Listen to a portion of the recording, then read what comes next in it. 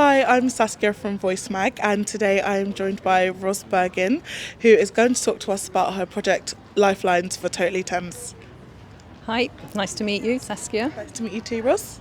So my project's called Lifelines, and essentially what I'm doing is I'm creating a new map showing all the coral reefs in the world.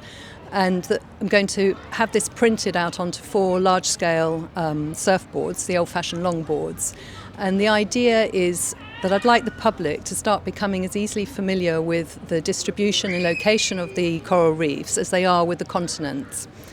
My thinking is that normally we see a map of the world and we're just looking at the continents. And the simple fact is the continents take up 29% of the Earth's surface and the rest is 71% is water.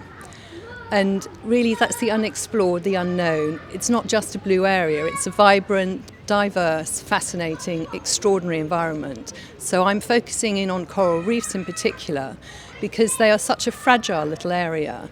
They're amazing, really. They only cover 1% of the Earth's surface, under the sea, of the ocean surface, rather. And the significance is that they support at least 25% of all marine life, which is extraordinary that a tiny little scrap like that is so supportive. They also are supportive for humans. Up to 500 million people make their living and their livelihoods from the coral reef area. So they're really, really, really important. And yet most people would go, I'm not really sure where they are. Perhaps they've heard of one being the Great Barrier Reef. So the impetus for the project was really to make them visible. And once you can see something, you can believe in it. And when you believe in it, you'll conserve it, you'll care about it. Do you think people will ever be as familiar with the sea as they are the 7 continents? It's a very interesting question, and I hope that increasingly as we talk about climate change, which is a global thing and it connects us all, whatever, whether we're feeling very land-based or we're coastal-based, that we will end up needing to become as familiar with it, needing to understand why it's important to us and why it matters and why it's something worth preserving beyond its natural beauty and fascination of it being an amazing new area to get to know. You know, it has vitally important things for the rest, it's part of the rest of the planet, so yeah. And what are some of the highlights that you have from working on your project Lifelines? Well, the highlights, it's been a very difficult thing to actually do because a simple idea of where are they. So first of all, a few years ago, most of them weren't even mapped or discovered. So there's a fantastic resource that I started using, which is called the Allen Coral Atlas. And this is something that everyone can go and use and look at, and it works just like an atlas would of the continents, except it shows you in high resolution coral reefs and the layers of them. So you can really scan, sort of zoom straight in, look at them and think, God, what is, beautiful shape, etc., and learn about them that way. Then So I knew that this had come online. I thought of this project maybe 4 or 5 years ago, and I couldn't start working on it because the data wasn't available and the visual wasn't there. So it's been very exciting to have the Allen Coral Atlas almost finished. They've mapped almost all the reefs within the tropical areas.